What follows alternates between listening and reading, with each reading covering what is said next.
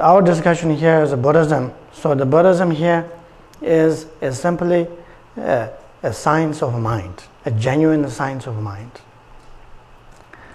You can see that from Princess Siddhartha's journey, his teachings of the three yanas. For that reason, I use the analogy that Buddhism is like a genuine water. It's like a genuine water. Which has no color or shape. It is free from the color of any language. It is free from the shape of any tradition.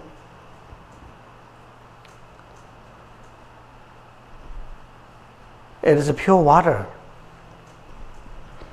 And when you add some things to this water, right, some elements such as, tea leaves, some spices, and milk, and sugar, then it becomes the Indian chai. Chai latte. Yeah, it's everywhere in Seattle, chai latte. Surprisingly, Seattle is a coffee capital, so it's nice to see some chai there. Finally.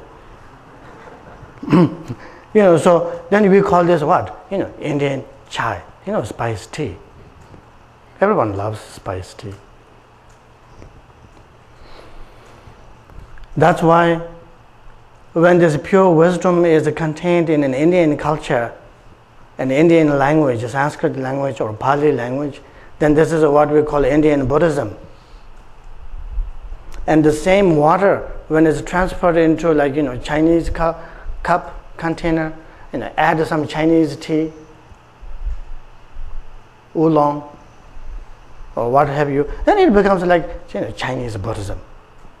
And the same wisdom when it goes to Tibet, right? The same water. But when it goes to Tibet, they add many things you don't want to know.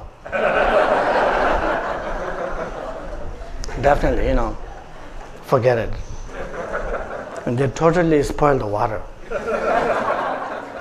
It's not drinkable anymore. It's okay with the spiced tea, but no, just kidding. Tibetans, then they add butter, tea, salt, milk, what have you. It's called then the Tibetan tea. It shows clearly that they're not very skilled in marketing.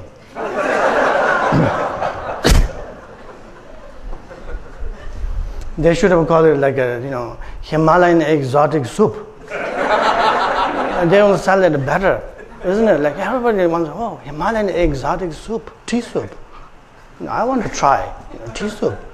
But if you just tell them butter tea, nobody wants a butter tea. No marketing skills. So that's what we call Tibetan Buddhism, right? When you add the Tibetan things. And the same thing, now Buddhism coming to America, it has to come to American container. Doesn't matter whether it's a paper cup or what have you. And then add different recipes. Then it becomes Coca-Cola. The problem here is the recipe is secret. So only few people can enjoy that wealth of wisdom here. But hopefully, American Buddhism will not become like that. And so, therefore, when we add different things here, the Western culture, language element, then it becomes a Western Buddhism, American Buddhism, European Buddhism, what have you.